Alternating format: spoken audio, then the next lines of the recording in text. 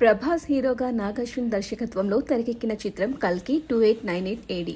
గతేడాది విడుదలైన ఈ చిత్రం భారతీయ సినిమాకు అంతర్జాతీయ స్థాయిలో గుర్తింపు తీసుకొచ్చి ఎన్నో అవార్డులను సొంతం చేసుకుంది. దీనికి సీక్వెల్ ఉన్నట్లు ఇప్పటికే చిత్ర బృందం వెల్లడించిన విషయం తెలిసిందే. ఇప్పుడు ఈ మూవీ టీం సడన్ షాక్ ఇచ్చింది. దీని సీక్వెల్లో దీపికా పదుకొనే నటించడం లేదని స్పష్టం చేసింది. ఈ విషయాన్ని తెలుపుతూ నిర్మాణ సంస్థ పోస్టు పెట్టింది. జాగ్రత్తగా ఆలోచించిన తరువాత మేం ఒక నిర్ణయానికి వచ్చాం. కల్కి సీక్వెల్లో దీపిక భాగం కాదని అధికారికంగా తెలియజేస్తున్నాం. తొలి భాగం కోసం ఆమెతో సుదీర్ఘ ప్రయాణం చేసినప్పటికీ రెండో పార్ట్లో భాగస్వామి కాలేకపోయింది. గొప్ప టీంతో కల్కి సీక్వెల్ మీ ముందుకు వస్తుంది. భవిష్యత్తులో దీపిక మంచి సినిమాలతో అలరించాలని కోరుకుంటున్నాం అని వైజయంతి మూవీస్ పోస్టు పెట్టింది. నిర్మాణ సంస్థ ప్రకటనతో అభిమానులు షాక్ అవుతున్నారు.